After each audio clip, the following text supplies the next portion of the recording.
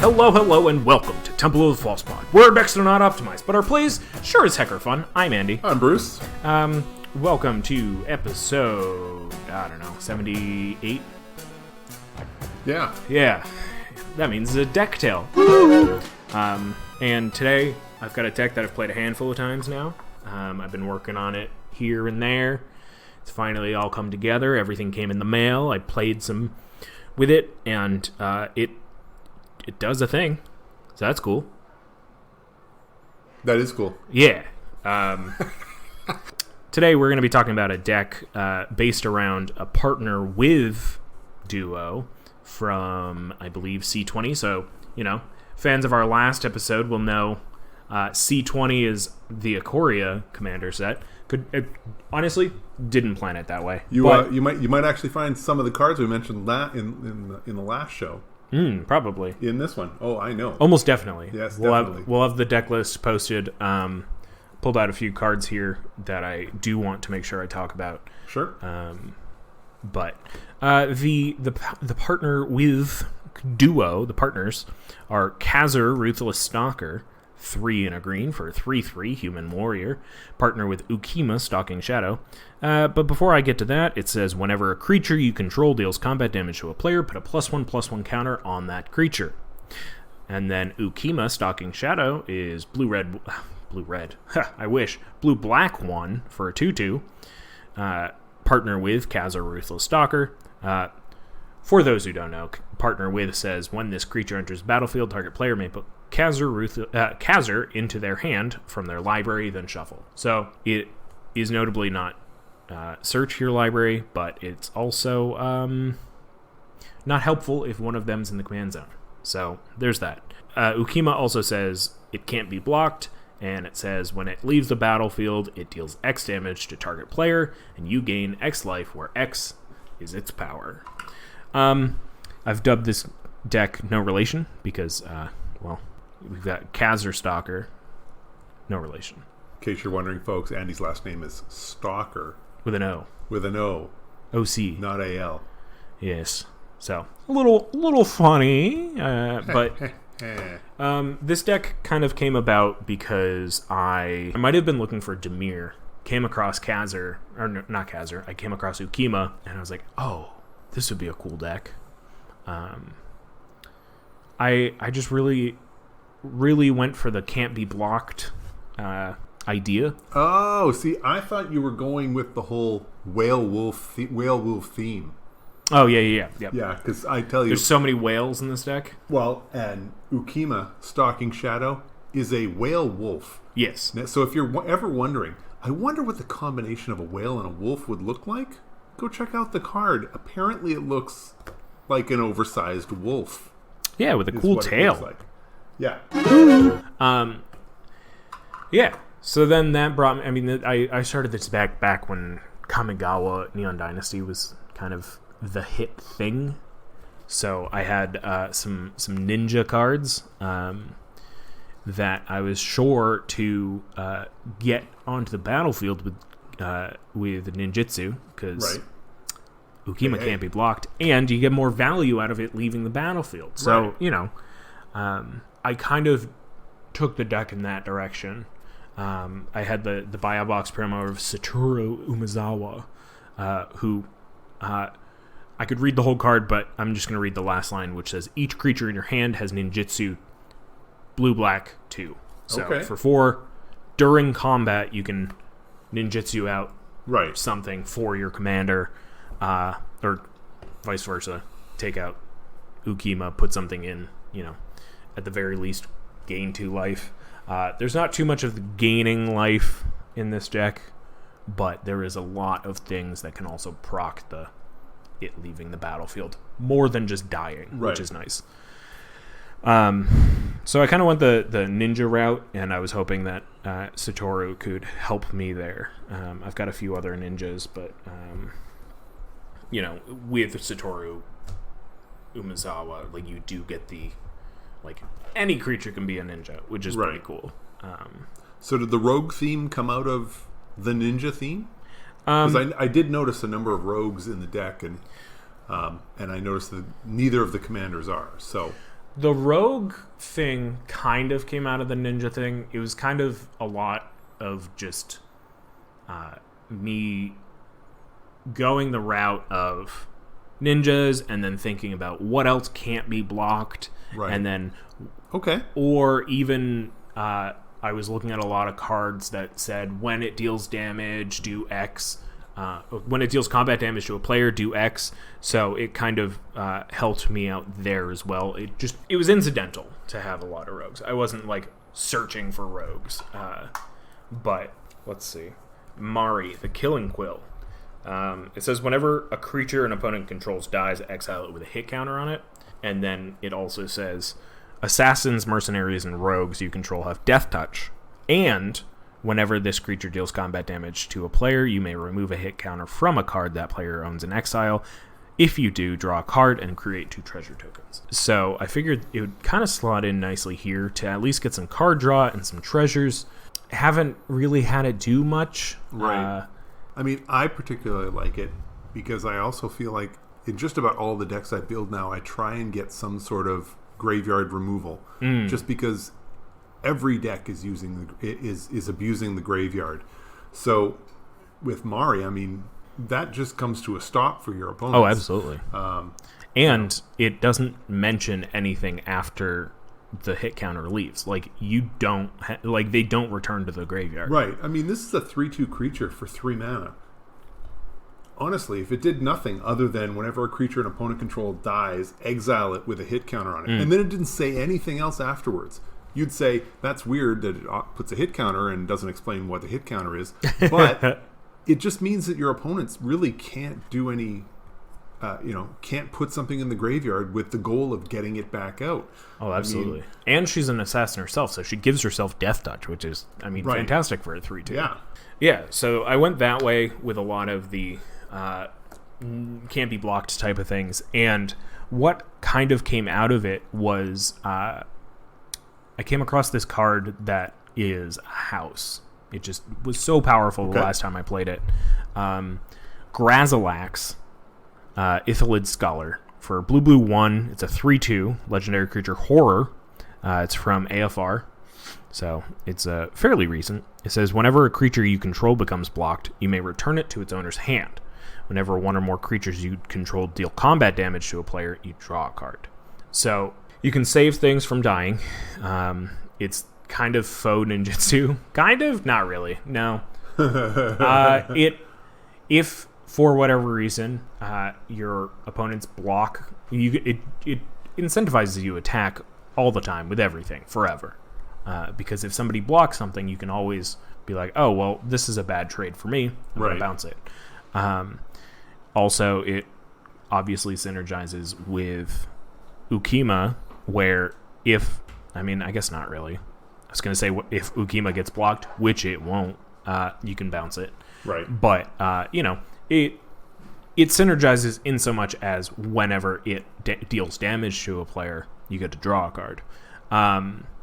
The nice thing as well with this is that, I guess not the nice thing, the opposite of the nice thing. The thing that is unfortunate about this is that it says when one or more creatures you control deal combat damage to a player, you draw a card. So the most you're going to draw off of this is 3 per Assuming attack. you're hitting 3 opponents. Assuming you're hitting 3 opponents.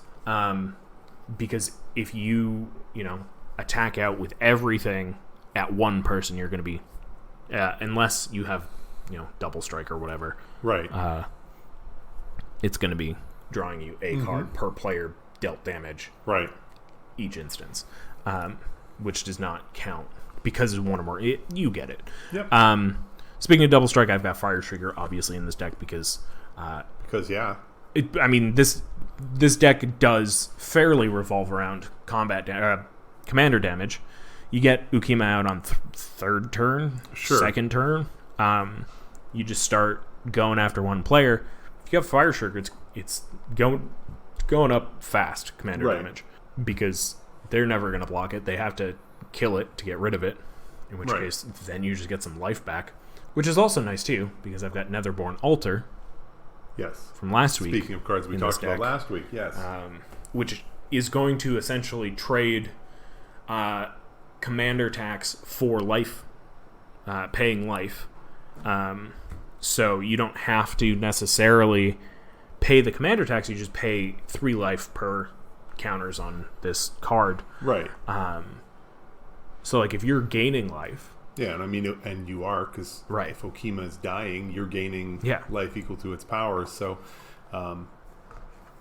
I would hazard a guess that casting it on your second cast, you're paying 3 life. On your third cast, you would pay 6. That's right. assuming it's just the altar and you're not paying the commander tax. Right.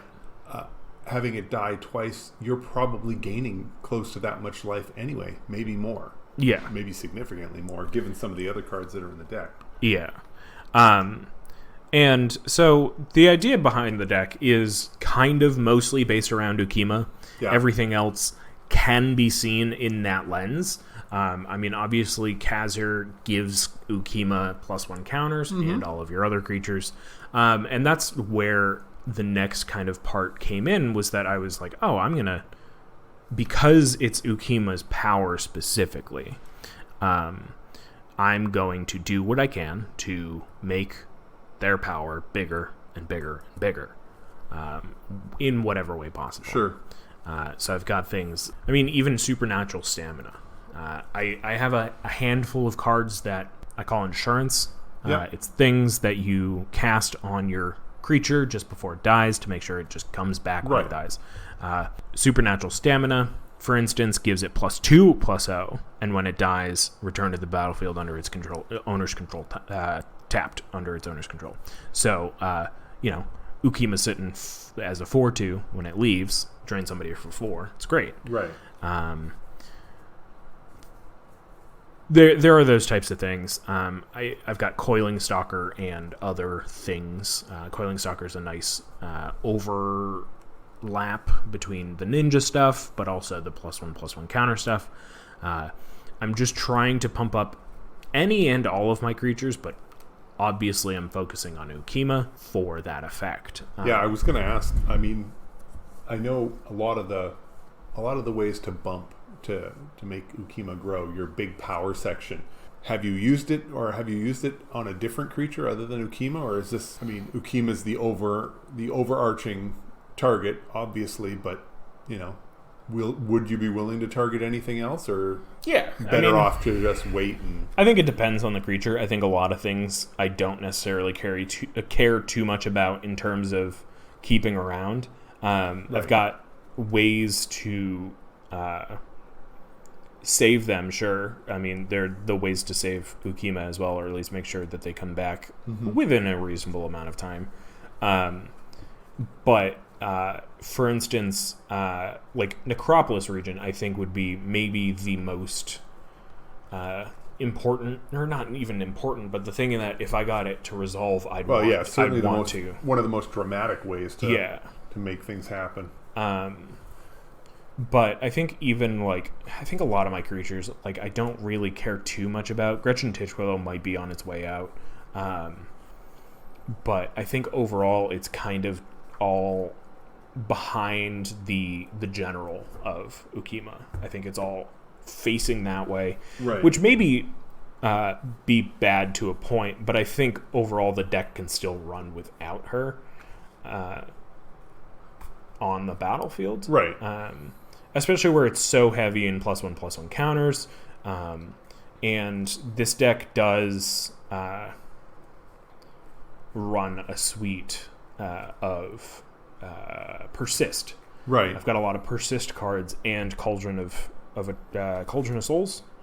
Yeah. So that, because I'm making so many +1/+1 counters, if I start giving things Persist as they're dying, they come back with -1/-1 counters. But if I can just easily give them +1/+1 counters, great. Right. I mean, the Necropolis region says that, Ukkima gets big, but honestly, if Ukkima's not there, well, all the other creatures are also getting that same benefit. And, Necropolis region piles that up pretty quick. And, I mean, Drana does the same thing. So you get benefits across the board. And a Forgotten Ancient, when your upkeep comes around, those tokens can go anywhere. They don't necessarily have to go on Ukkima. A number of the cards give +1/+1 counters as opposed to just plus X, or whatever. So has that been an issue as far as, I mean, you want Ukkima to die, but at the same time, you don't really want Ukkima to die because then you lose the counters. So has that been an issue or something that you've looked at, or is that just sort of the way the deck runs now and we'll see what happens? I've definitely had moments where it ends up being a challenge to kind of judge of like, okay, like, do I care if Ukkima dies? I get all this life gain, but I lose all these counters that I had worked up towards. Right. But I think overall it kind of ends up coming back down to the same ideology behind Lelia, where it's like I could exile an Embercleave and not be able to play it and be like, but like, I also have 60 other cards in that deck. Yeah. So I think I feel like I have enough in this deck to be able to get the engine back up and going if for whatever reason, Sure. I think the thing that I've held back on in the best of my memory is Colossification. Colossification is 5 green, enchant creature. When it enters the battlefield, tap enchanted creature. Enchanted creature gets +20/+20. Obviously, with a 2/2 commander, You that win. can't be blocked. Yes. One hit kill. It's Right. great. The downside, obviously, is that it taps your creature. I think this would be ideal for second main phase after you've already attacked, but it also just like leaves you open and people see it. Yeah, a card like Colossification, at best, to me, it feels more like a case of, I guess nobody has any counters. Because if you're not countering this, then clearly I am good to go. Yeah. I mean, sure, I get it. There's the disenchant, and there's permanent removal that doesn't necessarily have to target Ukkima, because you don't really want to kill Ukkima when it's a 22/22. But Colossification does paint this massive target. Yeah. And it says it has to be gone or I have to be gone. You can't wait around. I mean, that's a dangerous game to play for your opponents. So it does create a bit of a target, and if ever there was a time for someone to play their removal, it's in response to the Colossification. Oh, absolutely. Yeah, once Magic players love value. Once it's Any on the chance. battlefield, like you said, it's very hard to deal with because you have to hit the enchantment. Because if you hit the creature, me in this instance will remember that you hit the creature, and you will take that damage, and I will gain that life. Right. So I mean, you were there when that happened. Mm-hmm. They correctly got rid of the enchantment, I believe. Yes. I don't remember. I think that's what happened. And, it was fine because, I mean, realistically, they were already at 16 commander damage.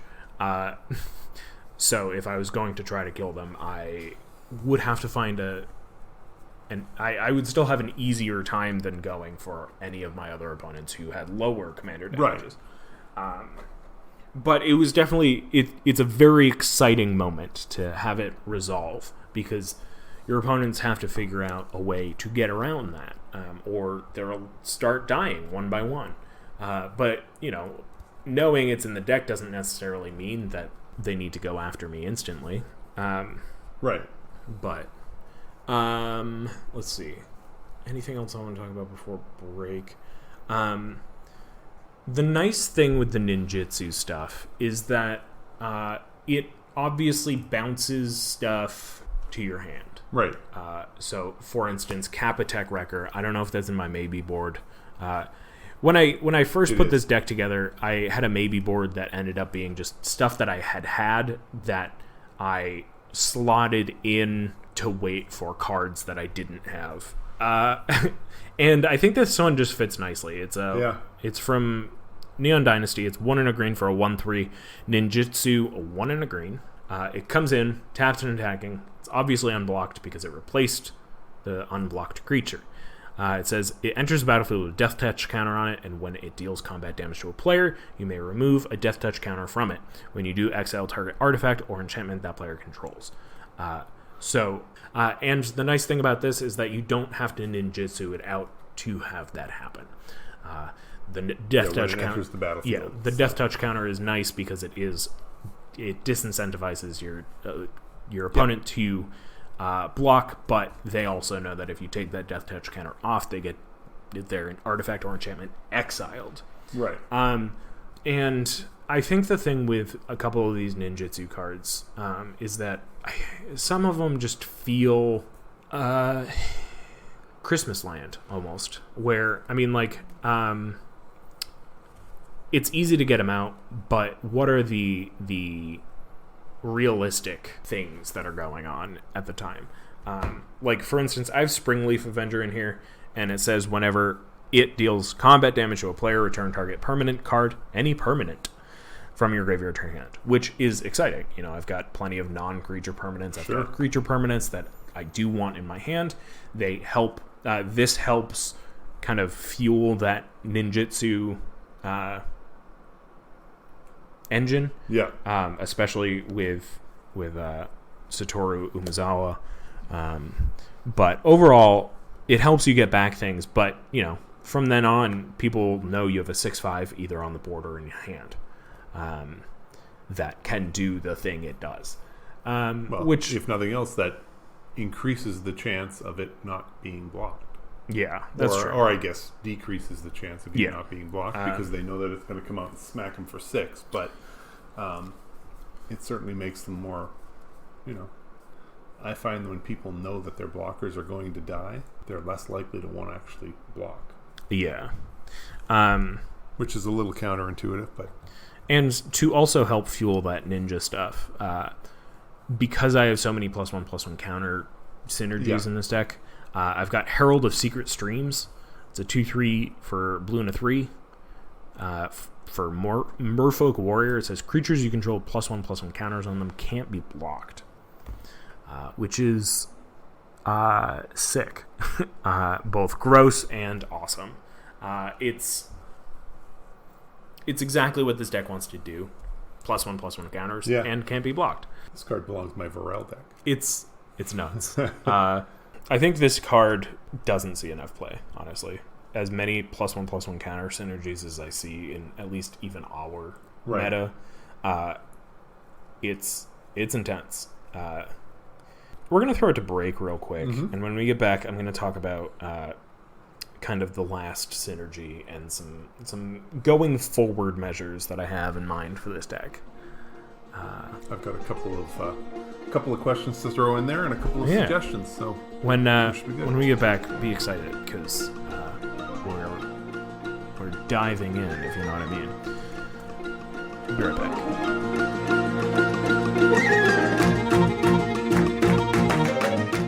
This episode of Temple of Fallspot is brought to you by Hall of Storm Giants.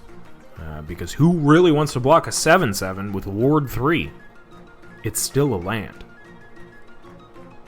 It's still a land. All right, back to you.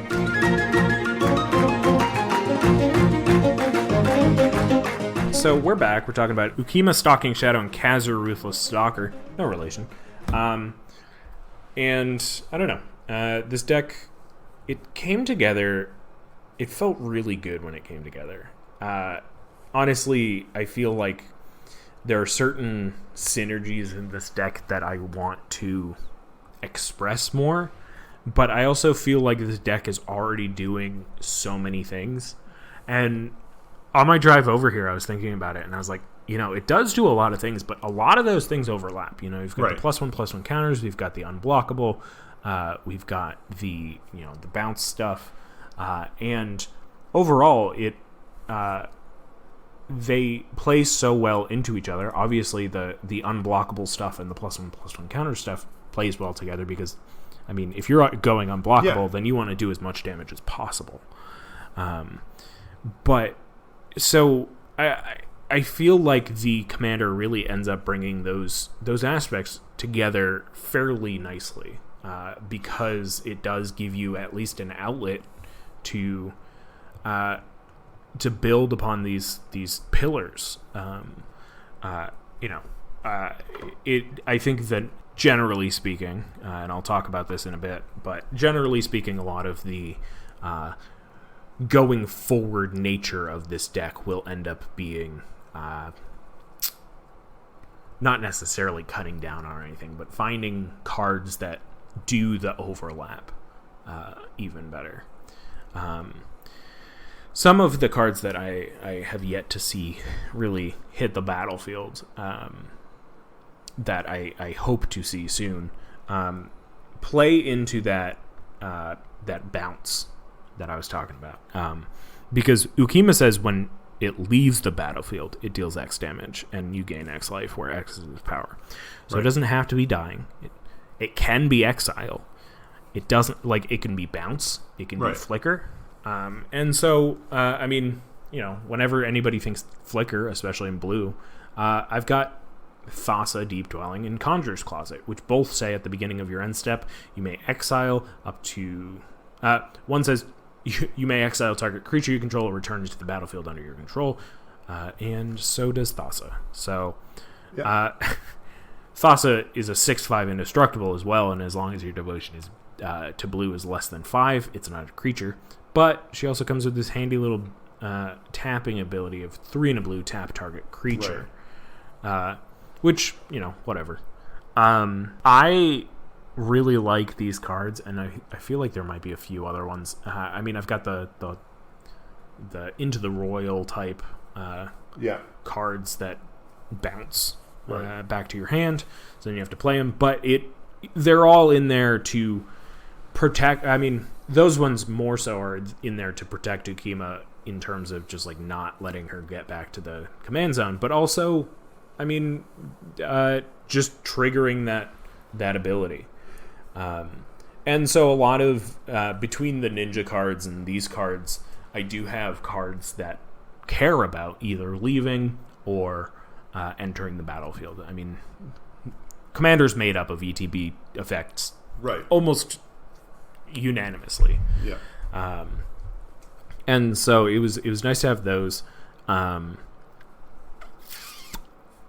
Maybe that's where I would bring this deck a little bit more of some ETB stuff, but I think the persist things in this deck really shine with that, because so many of them are either ETB or when they come back to the battlefield, obviously they don't have the -1/-1 counter anymore, so like, you know, you can do the whole persist thing again. Obviously with Eerie Oofs, it's a 3/3 and you can sack it to deal damage equal to its power to target creature with flying. You know, you sack it, it's a 3/3, you do 3 to a flying creature, it comes back with a -1/-1 counter on it, and if turn Conjurer's Closet triggers, it comes back, you bounce it, or you flicker it, and it comes back without the -1/-1 counter on it. So there's that type of thing. Puppeteer Clique, 3/2 flying when it enters the battlefield. Put target creature card from an opponent's graveyard onto the battlefield under your control. Gains haste at the beginning of your next end step. Exile it. Which is pretty freaking cool, especially if you have ways to flicker it. Obviously, these two things flicker at the beginning of an end step. And Puppeteer Clique cares about the end or the beginning of your next end step. So if this comes back out the beginning of your end step, you get something from somebody's graveyard, and then you have it until your next end step. You have it for a full round. It's amazing. So there's a lot of those types of things, and obviously Grazilax feeds into that. Run away together, those types of things. But a card that I hope to one day kind of recur in this way is Void Mage Apprentice. Yep. For those who don't know, Void Mage Apprentice is a 1/1 for 1 in a blue. Wow. It has Morph for 2 blue, and for those who don't know, which may be a number of you, you may play this face down as a 2/2 creature for 3. Turn it face up anytime for its Morph cost, and then when it says when Void Mage Apprentice is turned face up, counter target spell. So, you know, it will take being on the battlefield once for people to understand that is a Void Mage Apprentice. once you counter a thing with it. But say it's out there, you counter a thing, and then you bounce it back to your hand with Into the Royal or the other one.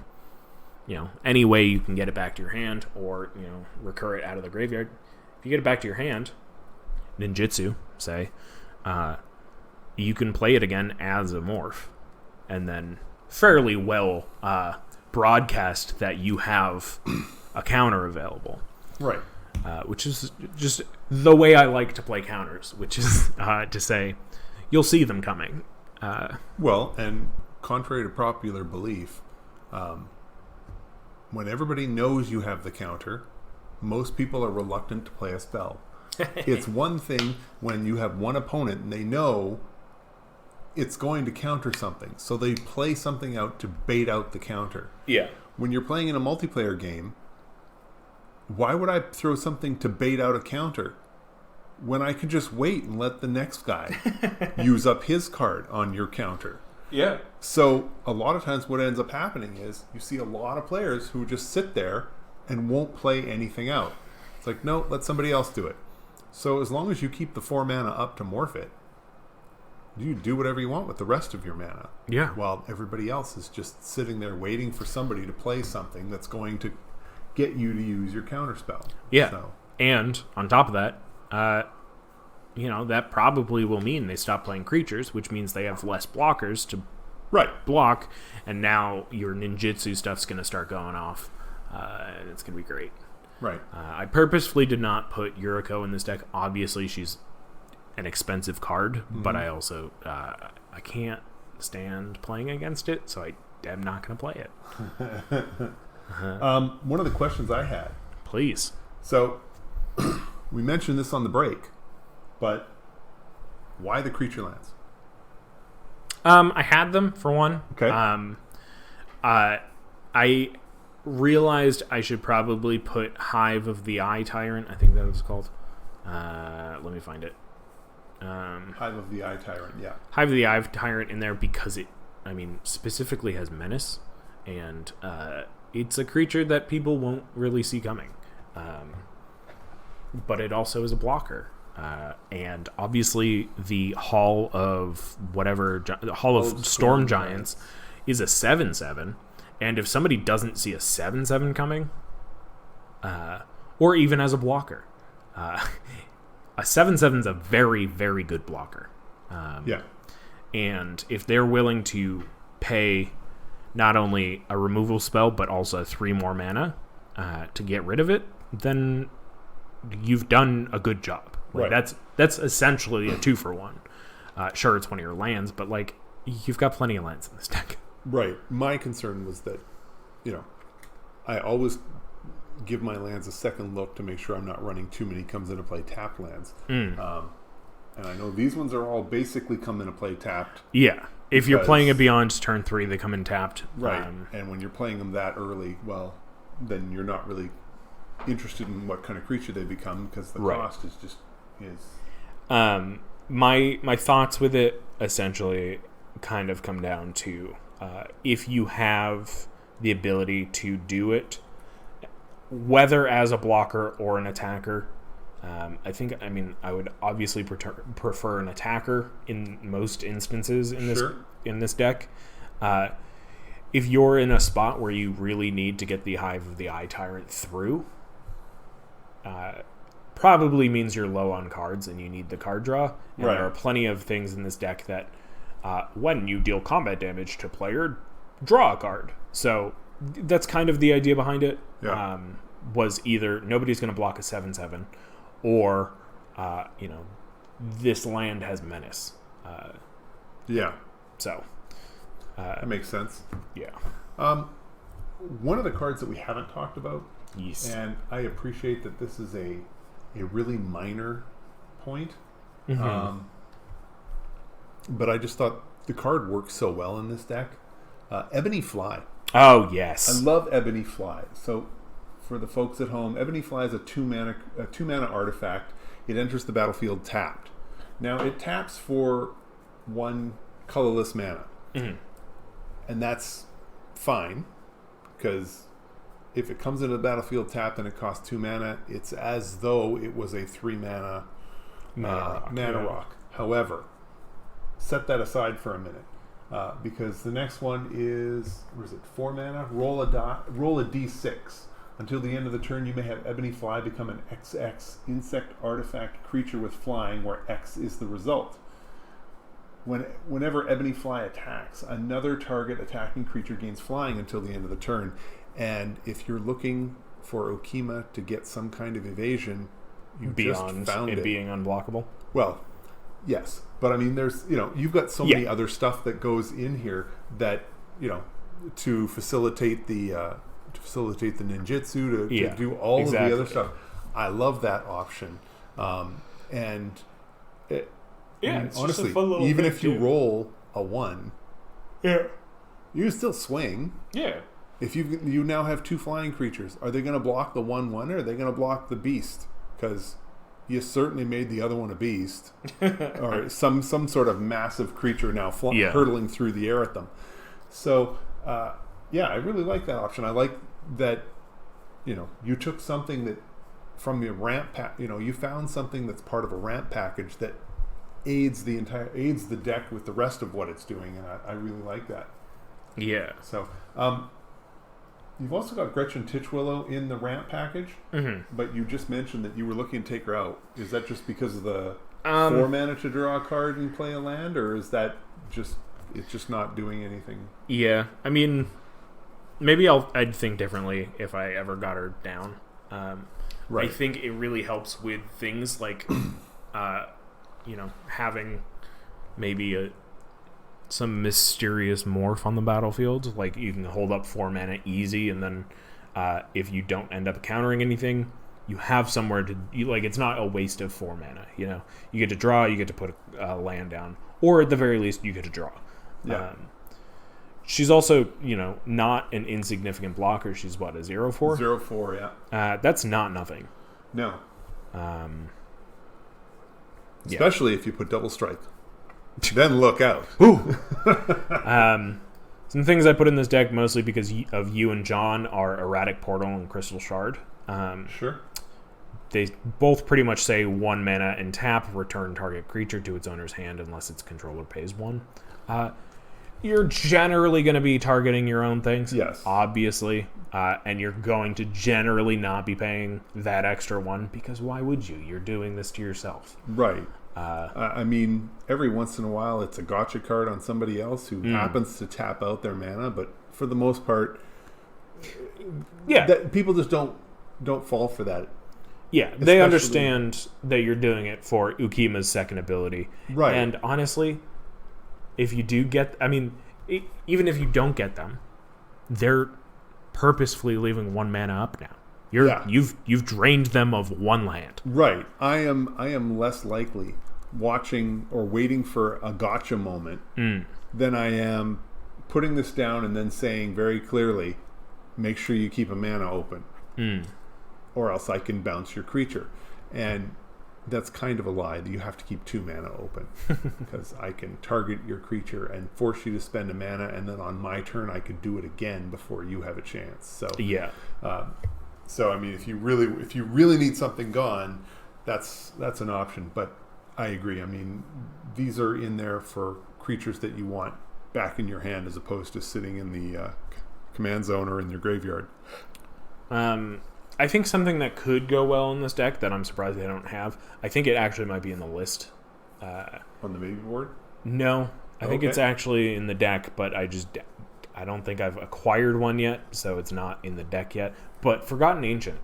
Yes, Forgotten Ancient is on your list. If only for the second line in Forgotten Ancient, which allows you to move your counters, right? Right. So I can move all my counters to Ukkima. Ukkima's a fairly large wolf now, and great. Go. Yeah. Oh, yeah, no, I think that's a great one. And if I was made of money, obviously Ozolith would be in this deck. I was just going to say, the Ozolith is probably an obvious inclusion, although if you're looking at the money aspect, then you can probably also look at, I mean, then you're looking at anything that doubles your counters. Yeah. I've got Corpse Jack Menace in here, but I think that's pretty much it. And I'm not really going to go down that route. I mean, I think I have a Pier somewhere in my collection, so I could put him in. Right. I look at it and I'm like, right now the estimated cost in the deck is $171. Yeah, and so that's suggesting cards that are, almost 20, over 20%. Right. Of the cost of the deck is a little disingenuous. So. Yeah, and I mean, like, I have a doubling season in my collection, but I think, I use +1/+1 counters a lot, so it's already in one of my other decks. If that deck ends up kicking the bucket one day, maybe I'll put it in here. But I think that it does generally a pretty good job of being focused around these other three things. I mean, we've got the +1/+1 counters, we've got the unblockable, we've got the kind of bounce stuff. The thing that I've found kind of doesn't have a place, and maybe it kind of inspired me to start on my next deck, is Rogue class. It's an enchantment class. And maybe I'll take this out for Forgotten Ancient. Rogue class is blue and a green. Wow, I can't speak today. It's blue and a black. It's 2 mana. And when you play it, it just says, whenever a creature you control deals combat damage to a player, exile the top card of that player's library face down. You may look at it as long as it remains exiled. So, I mean, in the very least, you're getting rid of their top deck, which is cool. Especially if they are already manipulating it somehow. You can level it up for 1 blue-black. Creatures you control have menace, so they're more likely to trigger that first part. And then level 3 for an additional 2 blue-black. So for 4 mana, level 3 says you may play cards exiled with Rogue class, and you may spend mana as though it were mana of any color to cast those spells. Okay. Does the cool Gonti thing every time a creature deals combat damage. Right. So if you've got a lot of creatures, they've got menace now, and now they're getting through, and you get to play a lot of your opponent's cards if you wish. Right. Now, this has obvious synergies in this deck. A lot of things are going to get through unblocked. So maybe I'll keep it for now. I don't know. I've got to play more with this deck, honestly. There's very few cards that, of the ones I've played, have underperformed, which is fantastic. I love this deck for the few times that I've played it so far. Right. It's got its kinks, but that need to be straightened out. But that comes with time. That comes with playing it. Right. And like you said, there's a couple of cards you're looking to swap out, and I think that's true of every single deck I've. Absolutely. Once you consider a deck, finished, it gets boring. I think so. Yeah. So. Speaking of it needing its lapse, its proverbial lapse, let's go play some Magic. Sounds good. We'll be back next week with, I guess, more cards from the past couple years. Mm-hmm. What's the next set? Core Set 2021 came out July 3rd of 2020. Okay. So next week, we're going to talk about that. Sounds good. So join us then. It'll be exciting. Love talk about some cool cards. Me too. It's so good. Let's go play some Magic. We're Temple of Falspod. Where our decks are not optimized, but our plays sure as heck are fun. Thank you so much for listening. This has been a wonderful deck tale. We got a couple more episodes left of this season, so we'll be back next week. Thank you again for listening. I'm Andy. I'm Bruce. Have a great night, and may your fifth land be the temple. Bye!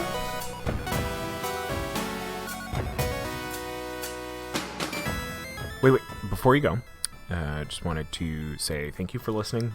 You can reach out to us via email at falsepodmtg@gmail.com or on Twitter @falsepodmtg. Bruce is at ManaBurned, and I'm at Andy Weekend, though you'll definitely notice I use the podcast Twitter far more often. Now that we've got you here, make sure you subscribe, like, rate us on whatever podcast platform you use. It helps us out. It gets us more reach. Subscribe to us on our YouTube channel. Like a video there. Leave some comments for more casual enjoyment. Thank you so much for listening. We'll be back with some more timeless discussions about all things casual. So come hang out, and may your fifth land be the temple. Bye-bye. Should I do my best, Bruce? Bye!